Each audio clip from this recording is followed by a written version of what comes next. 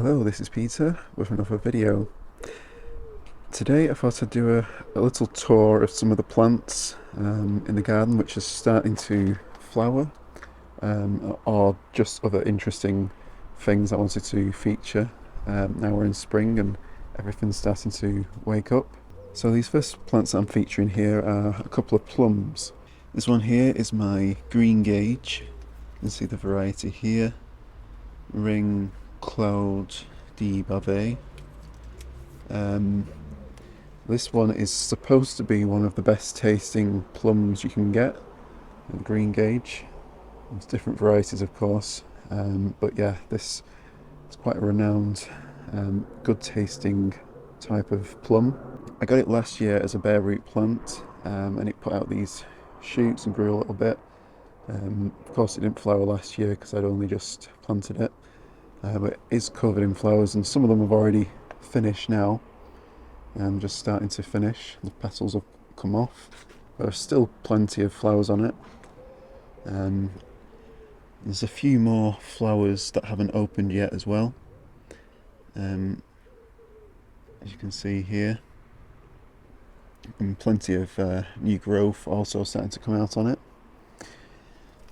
Next I have another plum. This is I believe it's a Victoria, so it's actually Little Vic. I think it's just a dwarf version of the Victoria plum. I did have a regular Victoria plum at some point. I think that one just died for no apparent reason not long after I got it, and I forgot to tell the nursery about it, so it's too late for that. But I did get this this replacement from another nursery, which I believe must be on a dwarf rootstock.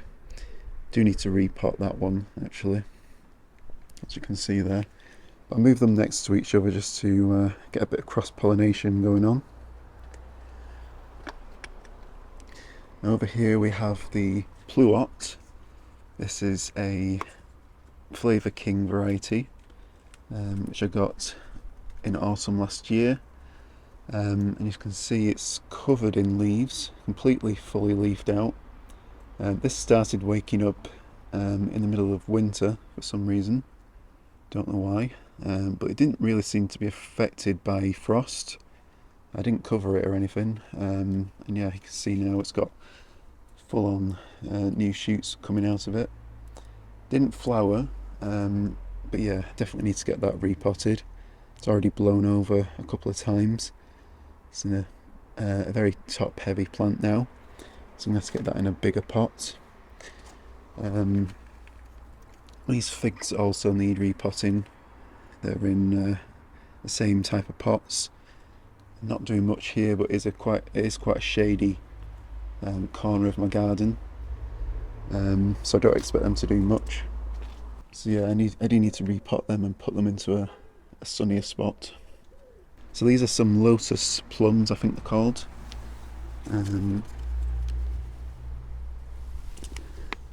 Diospyros Lotus. I got these from Bernkoos not long after I made the video about the persimmon grafting I was going to do.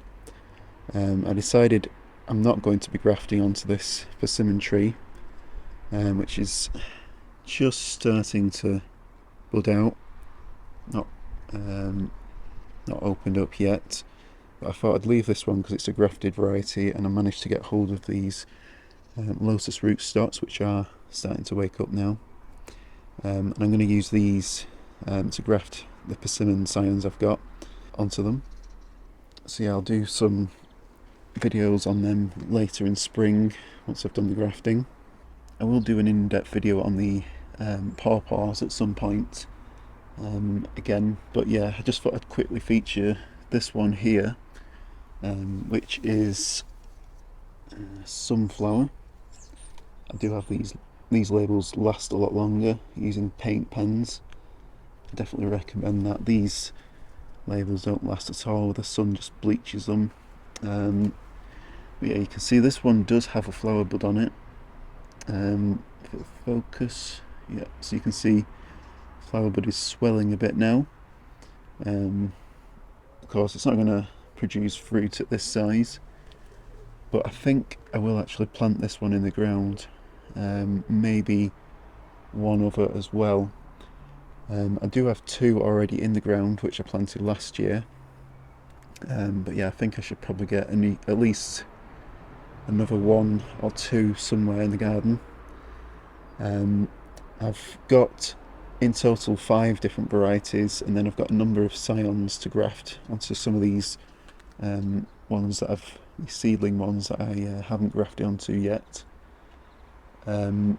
So I'll be looking at seeing which of these are still alive. I think they're all alive, but yeah, once they start to push out growth, I'll be grafting some new varieties onto them. There's some Peterson varieties. I think I've got Allegheny, Shenandoah, Susquehanna. I've also got Prima 1216, and I think that might be it. But yeah, I'll do a video on the varieties I'm going to be grafting this year. But I think what I'm going to have to do in the future is, once I get a couple of these established in the ground, I'll probably have to graft scions onto them to try and get them all the varieties onto 3 or 4 in-ground trees, and the rest will just stay as potted plants. They do all need repotting though. That definitely needs to be done soon. You can see the wind keeps blowing this plant over. That's the problem we've had this weekend. It's been incredibly windy and wet. The wind's actually died down a little bit at this time in the afternoon on Sunday. I'm filming this, but earlier in the day and yesterday it was gale force winds, lots of heavy rain as well. So not ideal for gardening this weekend, unfortunately. But this is a new plant I got. So yeah, this is a Magnolia, grandiflora, and the variety is printed wrong there, but yeah, I got this because I do like these evergreen magnolias. I like the regular magnolias as well, but I do like evergreen plants, so I wanted to try and get something that would produce nice flowers as well. So it's not just edibles I grow, but mostly edibles. I'll plant that somewhere in the garden at some point. And here at the side, you can see that I've got a collection of rootstocks. These were all bare root plants that I potted up last week, and I think a few I did a little bit earlier than that as well. Okay, yeah, did them on the 30th, you can see there. I'm not going to go through them all, but they're mostly Asian pear rootstocks, and I think there's also some apple rootstocks here as well. M27, which is a dwarf apple rootstock. We also have some quince rootstocks as well. Quince C, which is a dwarf quince variety, which I'm going to be grafting loquats onto, because you can graft loquat onto quince. And you don't want to graft, I learnt this last year, you don't want to graft Asian pears onto quince. It doesn't seem to work. That's why I got this OHXF87 rootstock. It's supposed to be a much better one for grafting Asian pears onto.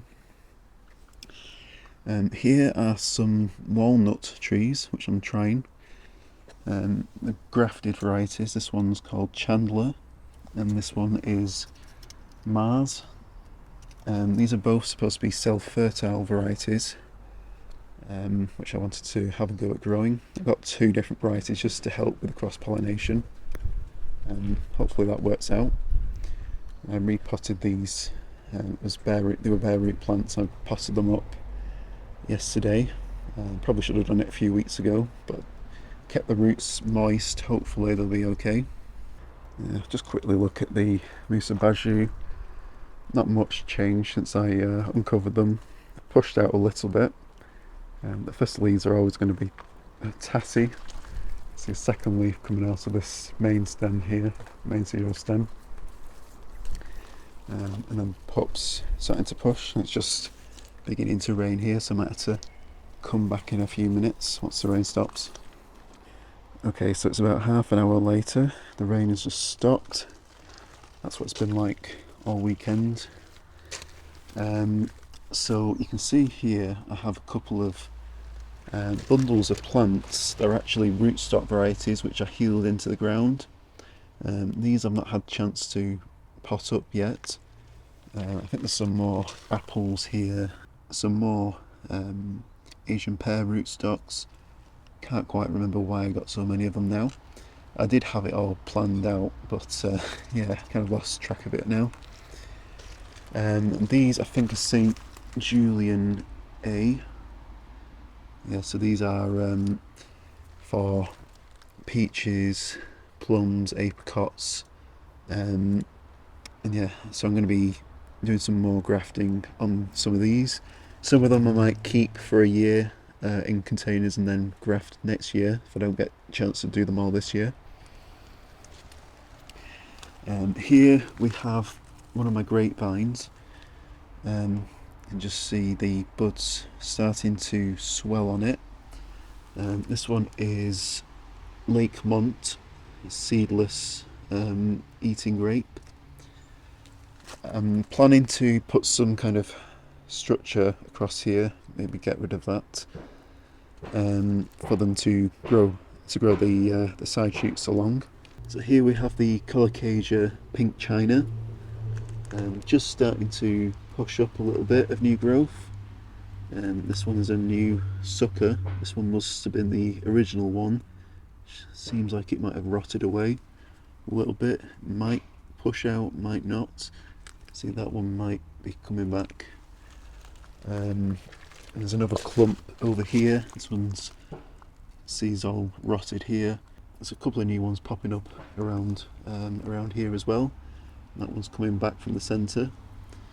And these are the hardiest, or at least what I've been told and read, the hardiest type of Colocasia. They have survived in the ground a couple of years now, so I do believe that claim. However, I am going to be looking to remove at least one of these clumps, maybe both of them, to make room for other plants I'm going to be planting in this area here. This is my main in-ground area at the moment. I did have bananas in these spots here where I put these rootstocks in temporarily, and I will be putting some more bananas back in the ground later in spring. But I will be planting possibly some more citrus, possibly an avocado, not fully decided yet, and I will be giving them protection like I do with my clementine tree. You can see the start of the horsetail. Absolutely horrendous weed. You don't want it in your garden. Impossible to get rid of in my experience. Yeah, also have another grapevine over here. This one is Suffolk Red. It's meant to be, or claimed to be, one of the best varieties to grow in the north of the UK. Don't know how far north, but I guess we'll find out. This, as you can see, has got a number of buds on it. I know there's special techniques that people have for training grapes. I'll be doing a little bit of a look into that, but I don't think I'm going to do a proper vineyard style trellis. I'm just going to train them against a couple of wires. And I do know there's a house just around the corner from here that has a grapevine. I noticed it last year. I can see there, this is just starting to wake up as well. I don't know if it produces grapes, but I'll keep an eye on that when I go past it in the summer. So here next to my pineapple guavas I've got a honeyberry. You can see it's got leaves all over, and it does have a few flowers on it. Can't remember if it flowered last year, but yeah, it has got a number of flowers on it. Don't know if these will set anything this year or not. I can see a few have dropped off already. Yeah, definitely need to get that repotted too. So here I have a couple of apricots. This one here is, I think it's just a dwarf variety. The variety wasn't labelled, but it's on some kind of dwarf rootstock. Has flowered a couple of flowers which are finished, and I think there's one more on its way. See, leaves are now just starting to open up on this one. And then next to it I have my early Moor Park apricot. This was a bare root plant last year, and yeah, it did quite well last year over the summer. But yeah, it hasn't. I thought it might have actually been dead, but it has. Just noticed today that the buds have started to open up on it. There might be one flower bud there, not entirely sure, but it looks like it's mostly just going to be leaves, which is fine because it is only just over a year that I've had it. Yeah, maybe next year it'll produce something. I don't expect this one will produce anything either. I will need to get that repotted. Here we have a bunch of raspberries. These are all bare root plants as well. Potted them up yesterday. I'm not going to go through the varieties, but yeah, there's 9 different ones here, 3 different varieties and 3 of each. There's supposed to be an early season, sort of a mid-season, and then a late season or an autumn fruiting variety. I'm going to be taking a few of these to the allotment and planting them in ground. A few I will keep here in the garden as well. But yeah, definitely need to just give them a bit of time to settle in before I start taking them and planting them in the ground. This was a work in progress. I put a bunch of cardboard down here, which was to suppress the weeds. The wind's blown some of it away, so I need to replace some of that. And then I was going to put a bunch of wood chips over the top. I will feature that in another video probably. Now over here we have a number of deciduous plants which are beginning to flower. I think these, a bit slippy here. So yeah, these 2 are pears. These are European pears. I think that one at the back is a Williams, which is flowering now. And that one I did repot, I think it was last week, maybe the week before. This one here I think is a conference pear. Yeah, this is conference. Just got a few flowers on it as well. I think they both flowered last year but didn't set any fruit. And yeah, I think we got some cherries here as well, which are just starting to put out some growth. I don't see any flowers on these. Thought there might have been some flower buds on them, but yeah, it doesn't look like we're going to get any flowers on these this year. And I do have another grapevine at the back of the garden as well. This one came from Jurassic Plants, and it was supposed to be Concord grape. I think that's might be an American grape. You can see this one is actually pushing out a little bit further ahead than the others. It's not in the most sunny spot, but it does get morning sun on this wall here. Not entirely sure where I'm going to plant it. Might plant it around here, but there's not really any soil, so to speak. It's just probably a good foot of stones around here, so not ideal. I might have to put kind of a raised bed or something for any plants that I might want to plant down here. And down here we have a kind of a dumping ground for various plants. I didn't have space to put anywhere, or half dead plants. Oh yeah, this is my Victoria plum, which died a couple of years ago. Never got around to getting rid of it. We do have this one here, which is a Elaeagnus umbellata garnet variety. I'm not sure, can't remember the common name for that now. but you can see it is just starting to get some flower buds by the looks of it. This did flower last year, but yeah, it didn't set any fruit. Let's see if it does this year. I will do an update on the citrus in the greenhouse at some point separately, because a lot of them are starting to get the flowers and new growth on them. So yeah, I will do a in-depth update on the citrus separately. And this is the sad state of the Avalon Pride peach. I think this tree is totally dead now, unfortunately.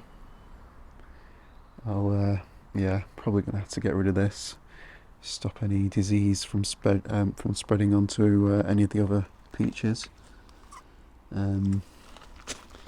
Yeah, stem is totally damaged here from, I'm guessing it's canker, possibly bacterial canker. So yeah, that's going to have to be destroyed, and I'll probably have to be careful what I reuse this pot for. Probably choose a different species that's not going to be affected by whatever diseases this could have picked up. So yeah, just thought I'd do this update on some interesting things going on in the garden. I know it's been quite a long one, but yeah, definitely wanted to feature just a few of these plants today, and hopefully we'll get to try a couple of fruits off some of these plants which are flowering at the moment.